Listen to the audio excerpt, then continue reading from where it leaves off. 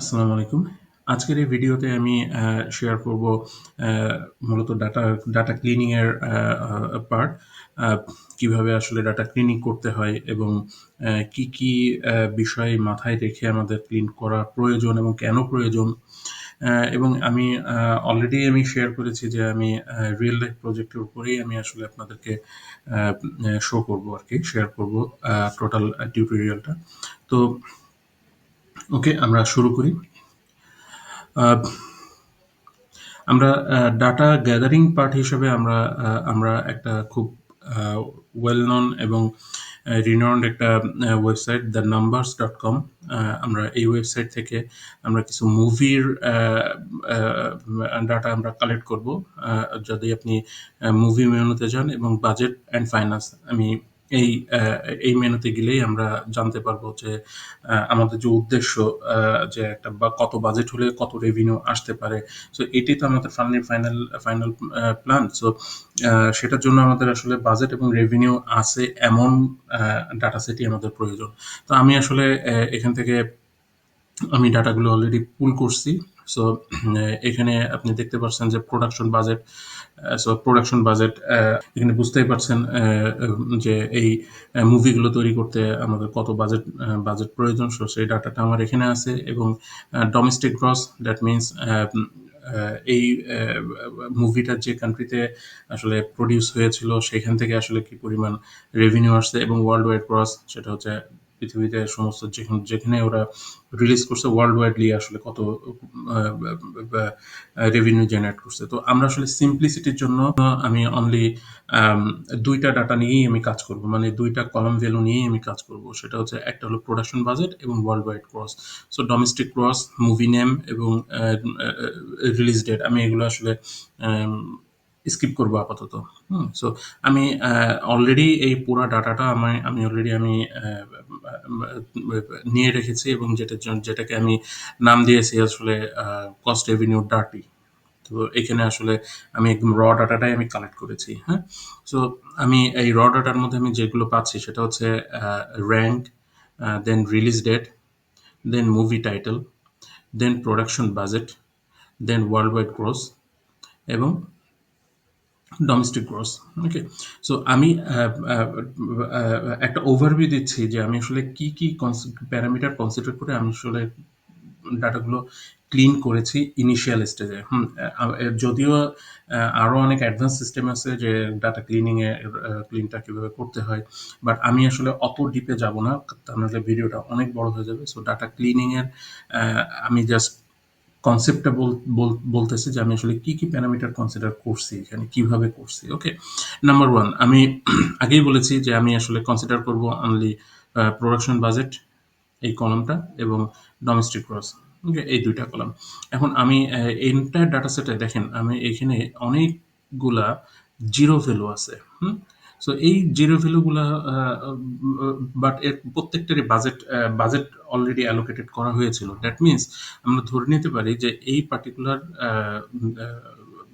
মুভিতে বাজেট ছিল এবং তারা প্রোডাকশন বাজেট ছিল এবং সেই অনুযায়ী তারা প্রোডাকশন করেছে। এবং বাট কোন সাম রিজনে হয়তোবা সে হয়তোবা রিলিজ করেনি, দ্যাটস ওয়াই রিলিজ করা হয়নি বিধায় এগুলার কোনো রেভিনিউ আসেনি। সো এই জিরো ভ্যালুগুলো আমাদের কাছে এই মুহূর্তে মিনিংলেস। কারণটা কি? কারণটা হচ্ছে আমার কাছে এই জিরো ভ্যালুটা কেন মিনিংলেস, কারণ এগুলো আসলে প্রোডাকশন হয়েছে ঠিক আছে, বাট এগুলো মার্কেটেই আসেনি। সো মার্কেটে যেহেতু আসেনি, এটা মিনিংলেস। দ্যাটস ওয়াই আমাকে জিরো ভ্যালু যেগুলো আছে, জিরো ভ্যালুগুলো সব জিরো ভ্যালুর রোগুলো আমাকে আসলে রিমুভ করে দিতে হবে, বিকজ এটা কোনো মিনিং ক্যারি করে না এবং আমাকে দরকার হচ্ছে actual number. Okay, so so that আমরা যাতে আমাদের প্রিডিকশনগুলা যথেষ্ট ভালো হয়, সেটাই আমাদের আলটিমেট উদ্দেশ্য। ওকে, সো দ্যাট আমরা আসলে এই জিরো ভ্যালুগুলো আমরা আসলে আমরা ফেলে দিব। Number one. নাম্বার টু, $সাইন is a special character. Okay, so আমাকে সাইনটাকেও আমাকে কম্প্রোমাইজ করতে হবে। ওকে, কম্প্রোমাইজ করতে বলতে আমি বোঝাচ্ছি যে আসলে রিমুভ করে দিতে হবে, কারণ আমি কোনো ধরনের সাইন বা স্পেশাল ক্যারেক্টার আমি রাখতে চাচ্ছি না, কারণ ওই স্পেশাল ক্যারেক্টারগুলো কখনো কখনো আসলে কোডে যখন কাজ করতে যাবো তখন আসলে এগুলো একটা প্রবলেম ক্রিয়েট করে। সো আমার তো আসলে স্পেশাল ক্যারেক্টার নিয়ে আমার বেশি কাজও নাই।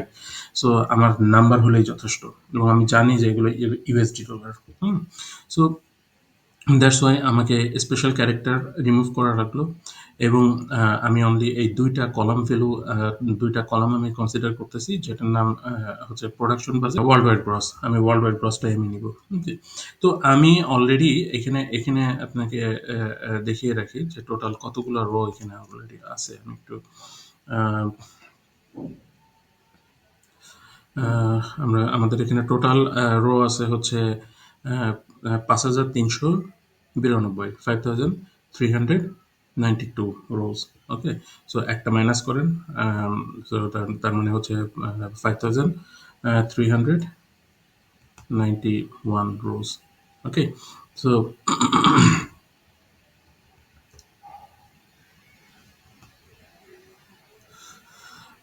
ওকে, তো আমি অলরেডি ক্লিন করে রেখেছিলাম।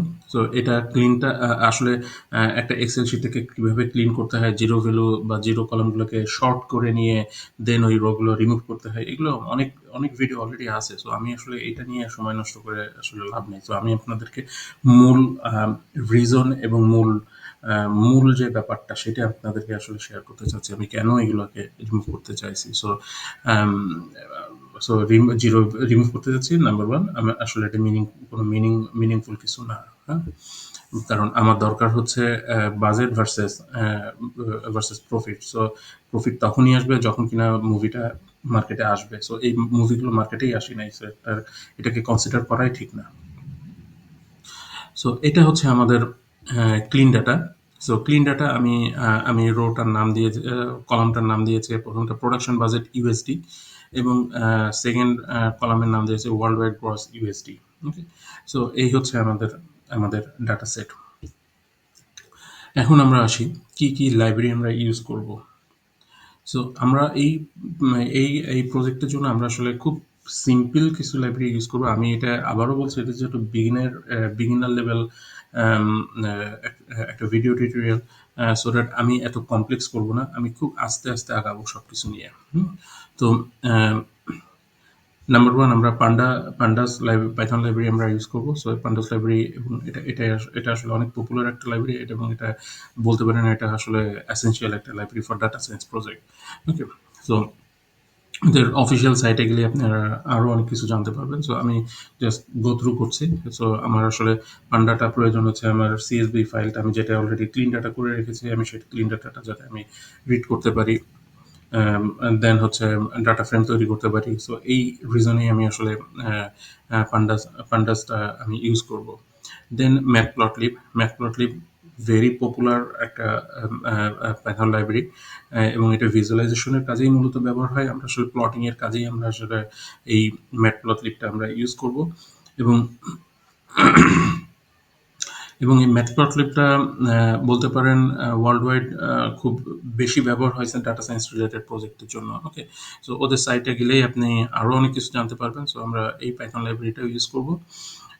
দেন আমরা আসছি Scikit-Learn। এটা মেশিন লার্নিং এর জন্য বলতে পারেন one of the popular Python library. So আমরা আসলে এই Scikit-Learnটা ইউজ করব, যেহেতু লিনিয়ার রিগ্রেশন করে আমরা আসলে অ্যালগরিদমটা লিনিয়ার রিগ্রেশন ইমপ্লিমেন্ট করব। সো দ্যাট Scikit-Learn এর লাইব্রেরিটা আমরা ইউজ করে আমরা আসলে লিনিয়ার রিগ্রেশনের কাজটা করব। সো আমাদের ইনিশিয়াল আন্ডারস্ট্যান্ডিং আমি বোধহয় বুঝাইতে পারছি। সো দ্যাট আমি আরেকবার রিক্যাপ করি।